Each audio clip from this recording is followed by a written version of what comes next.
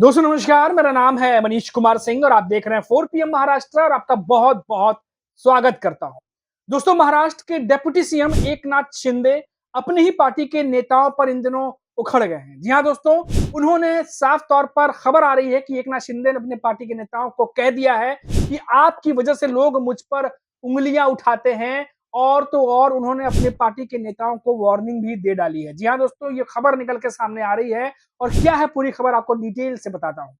महाराष्ट्र में दाल को लेकर हुए थप्पड़ कांड पर शिवसेना के जो चीफ हैं और डिप्टी सीएम एकनाथ शिंदे, उनकी कड़ी प्रतिक्रिया जो है उन्होंने दी है। हालांकि काफी समय से इंतजार हो रहा था, क्योंकि जब से संजय गायकवाड़ का वो दाल वाला और थप्पड़ वाला कांड हुआ, उसके बाद से लगातार एकनाथ शिंदे से सवाल पूछे जा रहे थे। और अब एकनाथ शिंदे ने कहा है कि सबसे पहले खुद को, जो कार्यकर्ता है, जो नेता है, उनको वो हिदायत दे रहे हैं कि पहले खुद को कार्यकर्ता समझना चाहिए, अपने गुस्से पर काबू रखना चाहिए और सफलता को अपने सिर पर हावी नहीं होने देना चाहिए। ये बात एकनाथ शिंदे अपने पार्टी के नेताओं को कह रहे हैं। इतना ही नहीं, शिंदे ने कहा कि कुछ लोगों के कामों की वजह से नकारात्मक असर पड़ रहा है।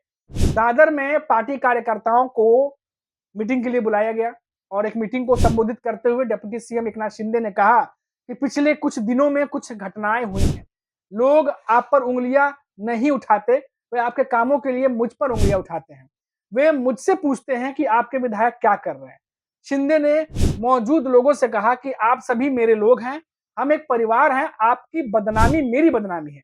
अनावश्यक मामलों में अपनी एनर्जी बर्बाद ना करें, कम बोलें, ज्यादा काम करें। और ये बात अब सामने आ रही है कि एकनाथ शिंदे चाहते हैं कि अब कोई भी विवाद उनके तरफ जो है उंगली उठाने वालों को मौका ना दे। लेकिन लगातार आप देखिए, एक के बाद एक दो-दो बड़े मंत्रियों के ऐसे कारनामे सामने आए कि महाराष्ट्र की सियासत में एकनाथ शिंदे जो कुछ भी इतने समय से कोशिश कर रहे थे करने की, उस पर सब पर पानी फिरता दिखाई दिया।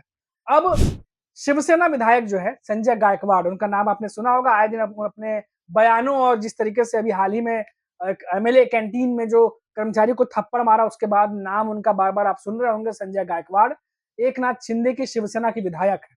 और उसके अलावा दूसरे संजय जो हैं वो संजय सिरसाट। इनके हालिया बयान के बाद काफी आलोचना का सामना करना पड़ा। गायकवाड़ हाल ही में मुंबई के एक हॉस्टल का, आपको बता दें, कैंटीन में कर्मचारी को बासी खाना जो है वो दिए जाने पर थप्पड़ मारने के बाद चर्चा में आए थे। वहीं गायकवाड़ ने कहा था कि उन्होंने अपने काम पर कोई पछतावा नहीं और वे माफी नहीं मांगेंगे। उन्होंने यहाँ तक कह दिया कि वे इसे फिर दोहराएंगे। अब ये सब करने के बाद टूल पकड़ना ही था। दोनों विधायकों का नाम लिए बगैर उन पर निशाना साधते हुए एकनाथ शिंदे ने कहा कि जनता की नाराजगी के कारण कुछ मंत्रियों को इस्तीफा देना पड़ा। मुझे अपने ही परिवार के सदस्यों के खिलाफ कार्रवाई करना पसंद नहीं है, लेकिन मुझे ऐसा करने के लिए मजबूर ना करें। मैं आप सभी से अनुशासन और जवाबदेही की उम्मीद करता हूं। शिंदे ने इस बात को फिर से दोहराया कि पार्टी के पदाधिकारियों को अपनी जिम्मेदारियों से मुंह नहीं मोड़ना चाहिए। यानी साफ तौर पर लगाम लगाने की बात, डिसिप्लिन में रहने की बात एकनाथ शिंदे अपने पार्टी के नेताओं को यहां पर कहते हुए नजर आ रहे हैं। डिप्टी सीएम एकनाथ शिंदे यही नहीं रुके, उन्होंने आगे भी कहा है और कहा है कि मैं बॉस की तरह व्यवहार नहीं करता, मैं गुस्सा नहीं करता और एक कार्यकर्ता की तरह काम करता हूं और आपको भी ऐसा ही करना चाहिए। अपनी सफलता को अपने ऊपर हावी नहीं होने दे रहा है। आप चाहे कितने भी पदों पर हो, हमेशा याद रखें, आप सबसे पहले और सबसे महत्वपूर्ण एक कार्यकर्ता हैं और इसके बाद तमाम जो है उनकी जिम्मेदारियां और उसके कार्यकर्ताओं के, नेताओं के क्या काम होते हैं, वो सब गिनाना, वो सब कुछ उन्होंने किया है। लेकिन दोस्तों, आपको बता दें कि एकनाथ शिंदे भले ही अब अपने नेताओं को समझा रहे हो, लेकिन पिछले कुछ समय से लगातार एकनाथ शिंदे के जो नेता हैं, वो अपने बड़बोलेपन या अपने जो हरकतें, जैसे कि थप्पड़ कांड वाली जो काम हुआ था, उसके बाद जिस तरीके से काम किया है, ऐसा लगा कि विधानसभा चुनाव से पहले या उसके बाद एकनाथ शिंदे जो कुछ भी इमेज बनाने की कोशिश कर रहे थे, उस पर उन्हीं के नेताओं ने पानी फेरने का काम किया और जो विपक्ष के नेता हैं, उनको बैठे-बिठाए एक मौका दे दिया कि उन पर जो है वो जवाबी हमला किया जा सके। हमने देखा कि उद्धव ठाकरे की शिवसेना ने जमकर एकनाथ शिंदे पर निशाना साधा। वहीं शरद पवार की जो एनसीपी है, वहां से रोहित पवार और बाकी जो नेता हैं, उन्होंने भी जमकर निशाना साधा।